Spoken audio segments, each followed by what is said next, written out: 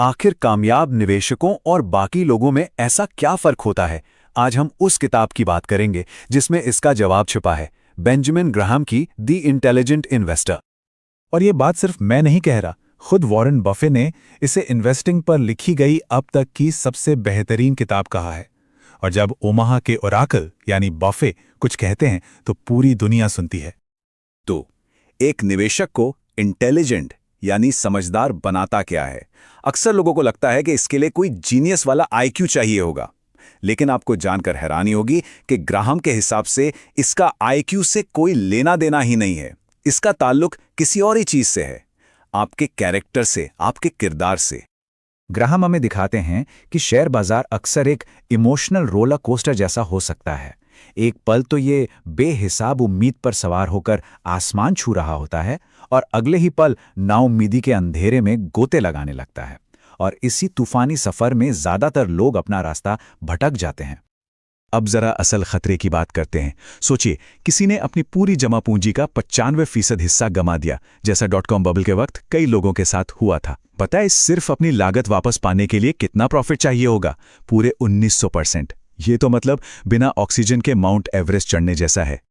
तो सवाल यह है कि इस तबाही से बचा कैसे जाए? यहीं पर हम ग्राहम के फलसफे के दिल में उतरते हैं। एक असली निवेशक और एक सट्टेबाज के बीच का जो बुनियादी फर्क है उसे समझते हैं।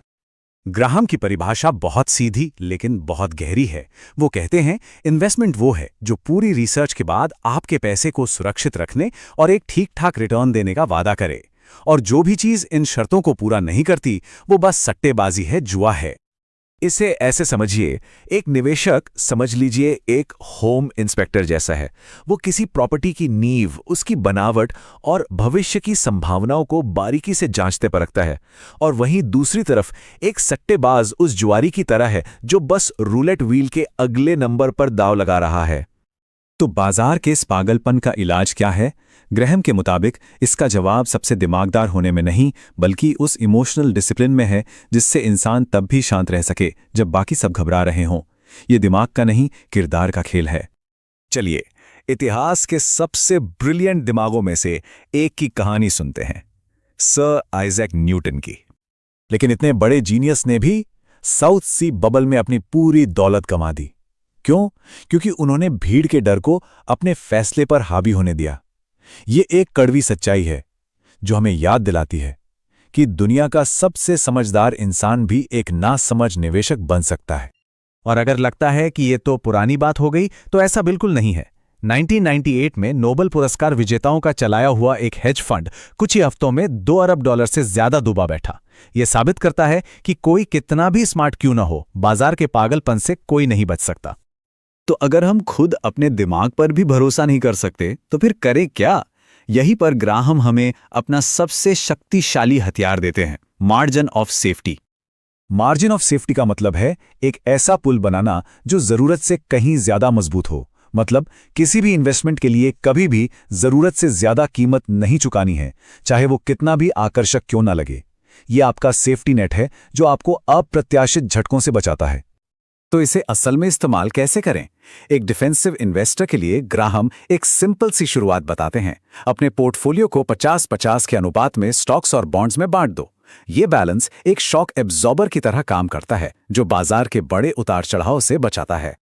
और अब हम आते हैं इस पूरी बातचीत के सबसे जरूरी सबक पर।